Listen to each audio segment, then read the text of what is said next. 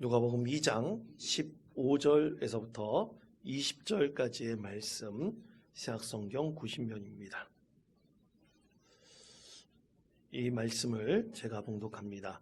천사들이 떠나 하늘로 올라가니 목자가 서로 말하되 이제 베들레헴으로 가서 주께서 우리에게 알리신 바 이 이루어진 일을 보자 하고 빨리 가서 마리아와 요셉과 구유에 놓인 아기를 찾아서 보고 천사가 자기들에게 이 아기에 대하여 말한 것을 전하니 듣는 자가 다 목자들이 그들에게 말한 것들을 놀랍게 여기되 마리아는 이 모든 말을 마음에 새겨 생각하니라.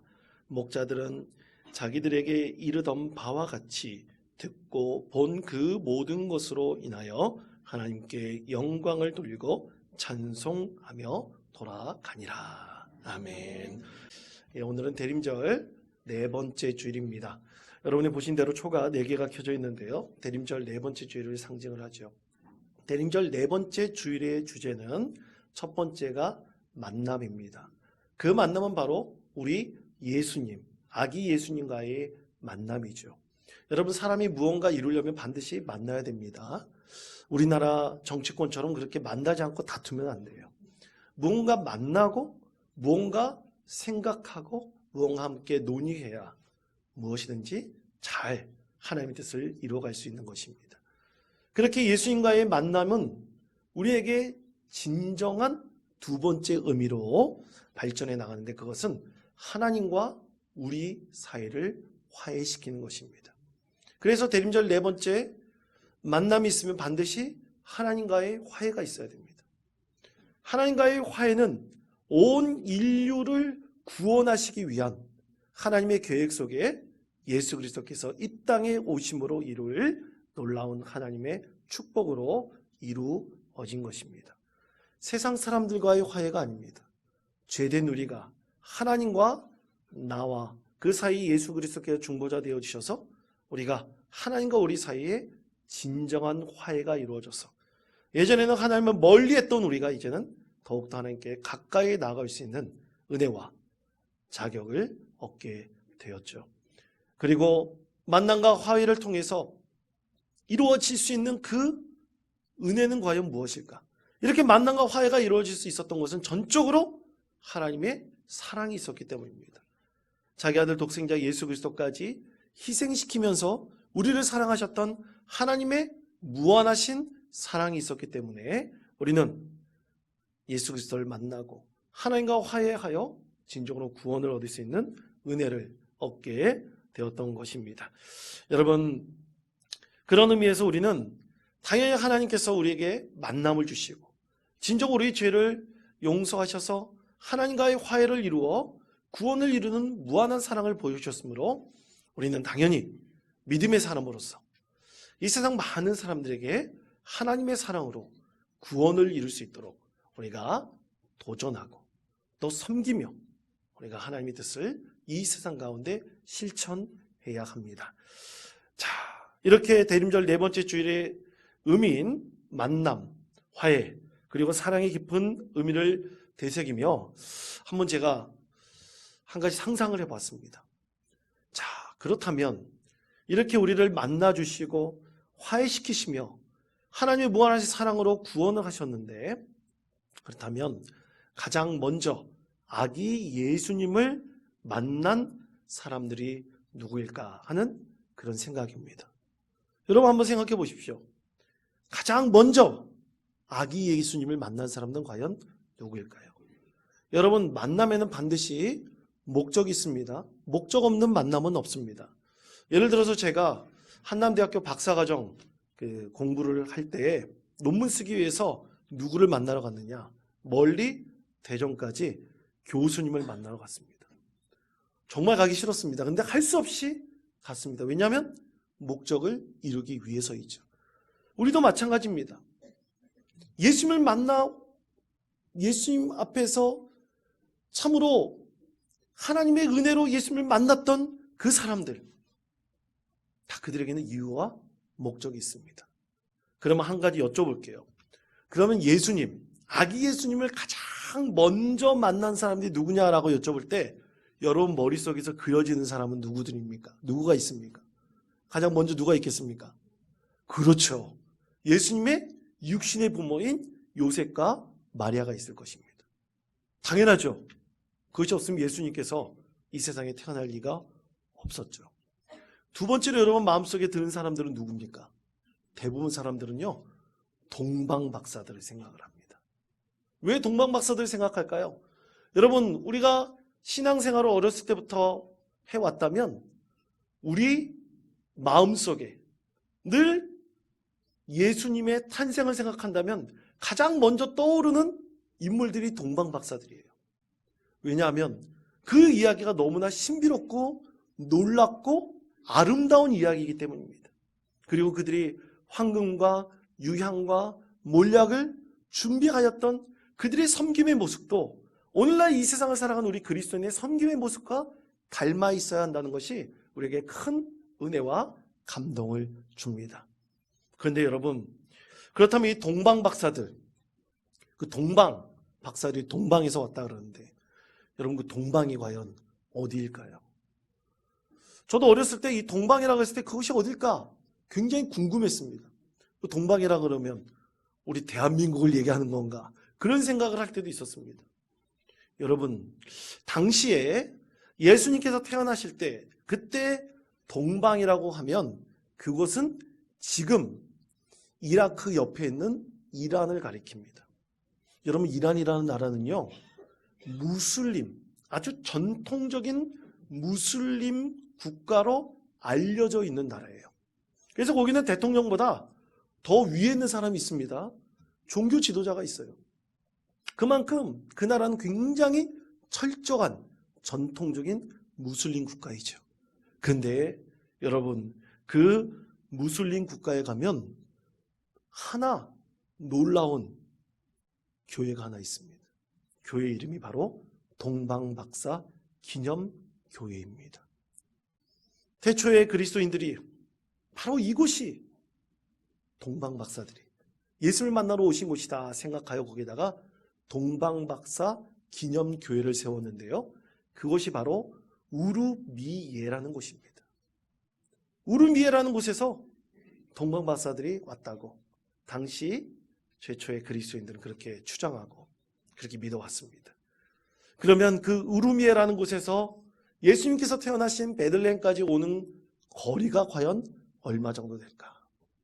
여러분, 당시의 이동수단으로 우르미에서 예수님이 태어나신 곳까지 오려면 약 4개월의 시간이 소요된다고 합니다. 엄청난 시간이죠. 그럼 한번 여쭤볼게요. 여러분, 동방박사들이 뭘 보고 아기 예수가 태어날 것을 알았습니까? 큰 별을 보고 알았잖아요.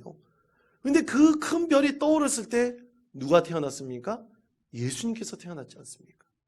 그러니까 실제로 동방박사들이 예수를 만났을 때는 3개월 이상 된 훨씬 많은 시간이 지났을 때 아기 예수님을 경배하였다, 만났다, 그렇게 이해할 수 있습니다. 그러면 태초에 만난 사람들, 예수님께서 태어나자마자 가장 먼저 예수를 만난 사람들이 과연 누구일까요?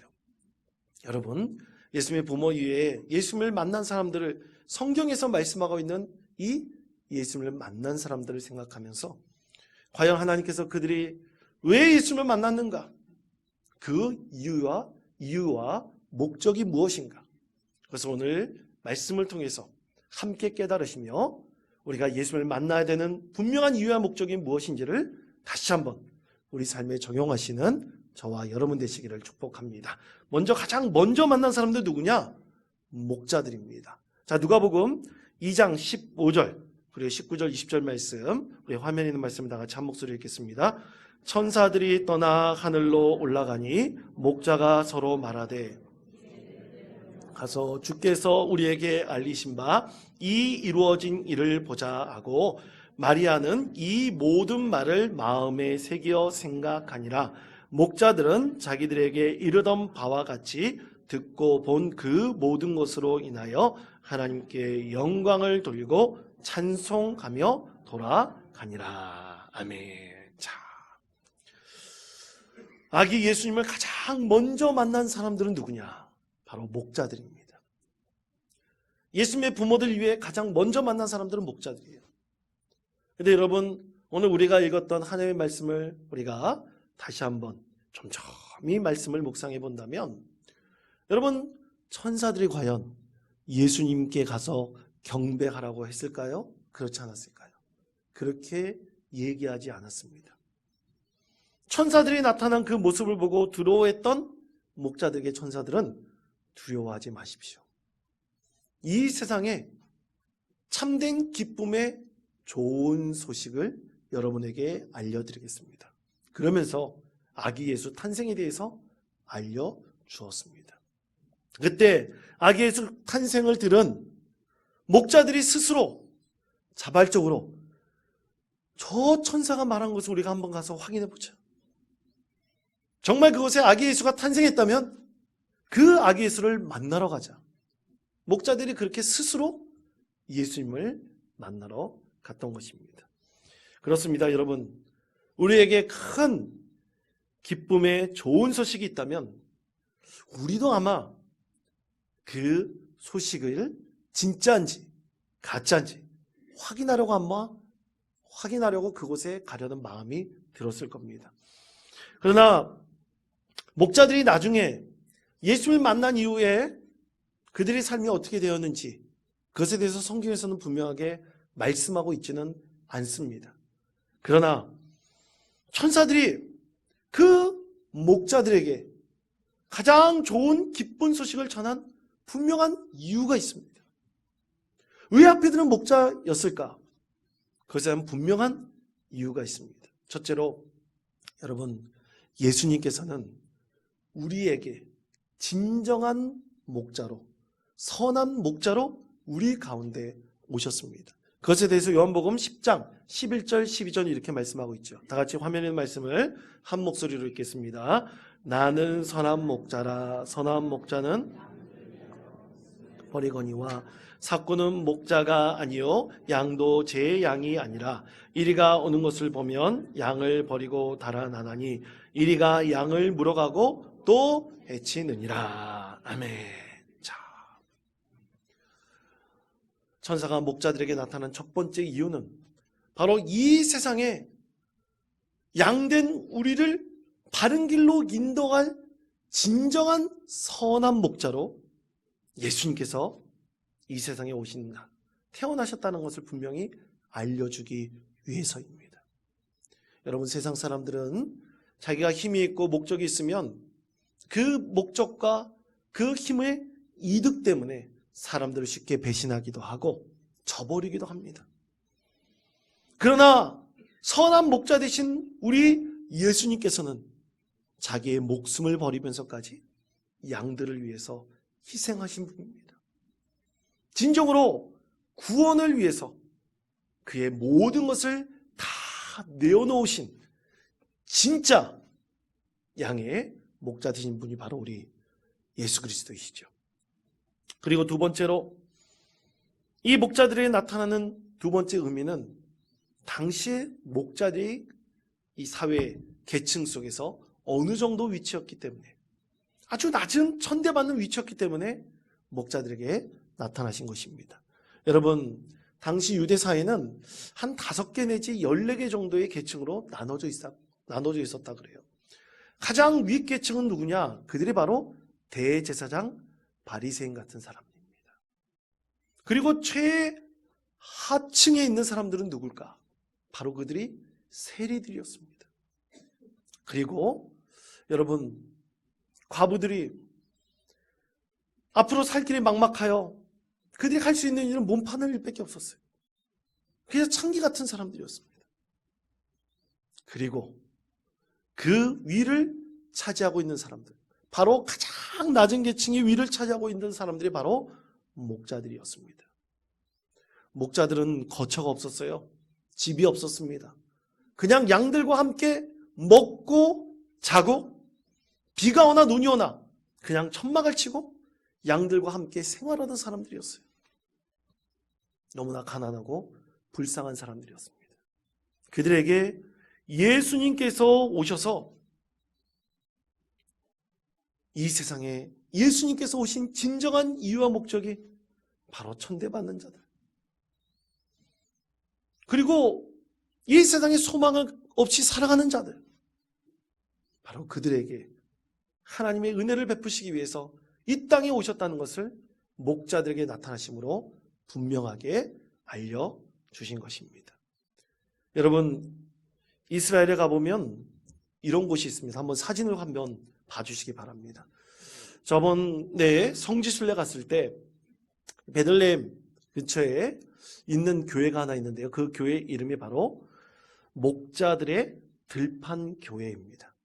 이 목자들의 들판 교회의 그 전경인데 그 가운데에 보면 시꺼먼 물체가 있죠. 그것이 뭡니까? 바로 천사들입니다. 천사를 상징하고 있어요. 목자들에게 가장 먼저 나타난 천사의 모습을 저렇게 그려놓고 있습니다. 다음 사진을 보시면 이 목자들의 들판교회 바로 옆에 지하로 내려가는 굴이 있어요. 굴에 보면 저렇게 위에 굴로 되어 있죠. 그리고 그곳이 바로 옛날에 목자들이 양떼를 데리고 들어가서 거주하였던 곳이라고 합니다. 맹수들을 피해서 양들을 보호하는 목자들이 저 지하 땅굴 속에 들어가서 거기서 비천하게 살면서 양들을 보호하고 있었다는 것이죠. 바로 저곳에 누가 나타나셨느냐? 천사들이 나타나 예수님의 탄생의 구원의 기쁜 소식을 전해 주었던 것입니다. 지금은 저곳이 아주 조그만 예배 처소로 바뀌어져 있습니다. 사랑하는 성도 여러분, 이렇게 목자들에게 구원의 기쁜 소식을 천사들이 전해진 것은 이 세상 가운데 가장 낮고 천한 자들에게 하나님께서 소망을 주시고 은혜를 베푸시기 위해서 목자들에게 나타난 것입니다. 특별히 대인정기간 우리가 많은 이들에게 정말로 낮고 천한 자들을 생각하며 그들 위해서 구원의 기쁜 소식을 전해야 되는 이유가 바로 여기에 있습니다. 가장 먼저 목자들에게 구원의 기쁜 소식이 전해졌기 때문이지요. 사랑하는 성도 여러분, 저희 교회는 얼마 전 추운 겨울 날씨 가운데서도 유아유치, 아동, 청소년들을 위해서 밖에 나가 전도하면서 아이들에게 복음을 전했습니다. 여러분, 이 세상에서 진정으로 구원의 기쁜 소식을 전해야 될 사람들 참 많습니다. 그 가운데 우리 아이들에게, 우리 청소년들에게 복음을 전해야 하는 분명한 이유가 있죠. 그들의 인생 가운데 진정으로 하나님 없이 살아갈 수 없는 존재라는 것을 분명히 깨닫고 예수 안에 참된 구원의 기쁨이 있음을 우리 아이들이 알고 자라나면서 이 세상에서 절대로 절망하지 말고 좌절하지 말고 어떤 상황에서도 믿음으로 이 세상 어려움을 극복해 나갈 수 있는 주님의 자녀가 되도록 하는 것입니다. 그러기 위해서 우리는 전도하며 복음을 증거합니다. 주님께서 오늘 그때까지 우리는 당연히 미천하고 천한 자들 그리고 약한 아이들 예수님을 알지 못하면 살 수 없는 우리 아이들에게 늘 복음을 전하며 참된 믿음의 자녀로 자라나게 해야 합니다. 그것이 우리에게 주신 바로 하나님의 사명인 것입니다. 두 번째, 이 목자 다음으로 나타나는 사람은 바로 시므온이라는 사람입니다. 자, 누가복음 2장 25절의 말씀 다 같이 한 목소리로 읽겠습니다. 예루살렘에 시므온이라는 사람이 있으니 경건하여 이스라엘의 위로를 기다리는 자라. 성령이 그 위에 계시더라. 아멘. 자, 두 번째로 아기 예수를 만난 사람. 정결 예식 때 아기 예수를 안고 예루살렘 성전으로 올라갔을 때 만났던 첫 번째 사람이 바로 시므온이라는 사람입니다. 시므온은 어떤 사람입니까? 오늘 성경에서 말씀하기로는 그는 참으로 의롭고 경건한 사람입니다. 이스라엘의 진정한 위로를 기다리는 사람입니다. 그는 그렇게 성령에 충만한 사람입니다. 오늘 말씀을 통해서 누가복음 2장 25절을 통해서 우리에게 말씀하고 있죠. 성령의 충만함 속에 거하였던 영적인 사람이었다는 것입니다. 많은 사람들이 그가 하나님의 은혜로 이렇게 영적으로 충만한 사람이었던 것을 인정하였습니다.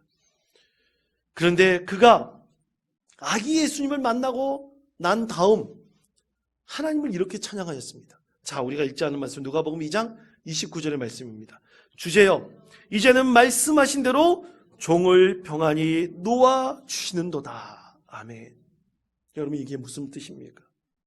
하나님, 내가 기도하고 소망하는 바로 그것이 이루어졌습니다. 이제 제가 죽어도 여한이 없습니다. 우리나라 말로 바꾸면 이런 말입니다. 이때 여러분, 가장 핵심적인 한 단어가 있는데요, 시므온이 바라고 원했던 것은 바로 위로였습니다. 진정한 위로였습니다. 이 위로는 헬라어로 파라클레오라는 단어인데요, 그 뜻이 누구의 곁으로 부르다, 격려하다라는 뜻입니다. 그러니까 지금 시므온은 진정한 위로를 기다리면서 늘 성전에서 기도하는 사람이었어요. 아기 예수를 만났습니다.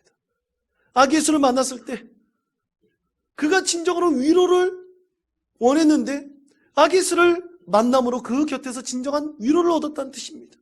격려를 받았다는 뜻입니다. 그럼 그가 진정으로 원했던 참된 위로는 무엇인가요? 여러분, 당시 이스라엘은 수백 년 동안 다른 나라의 식민지로 독립하지 못한 나라 가운데 살았습니다. 잠시 하스몬 왕조가 들어서서 독립하긴 했지만 그래도 북이스라엘과 남유다가 망한 이후로 지금 성경 말씀이 증거하고 있는 바로 그때까지 이스라엘은 단 한 번도 스스로 자기를 드러내지도 못하고 독립한 나라로 살 수 없었습니다. 늘 압제와 억압 속에서 살았습니다. 그때 이 경건하고 성령에 충만했던 시므온이 기도 가운데 아기 예수를 만나면서 그가 하나님께 고백했던 것이, 하나님, 이제는 내가 죽어도 여눴습니다. 제가 이 땅, 이 세상 가운데 진정으로 위로를 줄 수 있는 분, 구원을 이룰 수 있는 그분을 만났습니다. 바로 그분이 예수 그리스도, 바로 그분이십니다. 그는 아기 예수를 보자마자 그렇게 하나님께 감사하며 영광을 올려드렸던 것입니다. 사랑하는 성도 여러분, 우리 인생 가운데 얼마나 많은 일들이 일어납니까? 많은 사람들이 자기 욕심을 채우려고 그러고, 많은 권력자들이 자기의 힘으로 많은 땅들을 지배하려고 그러지 않습니까? 여러분, 그것이 우리 인생의 진짜 궁극적인 목적입니까? 그렇게 다투고 싸우고 갈등하여 자기 힘을 드러내고 자기의 욕망을 채우는 것이 우리의 진정한 소망입니까?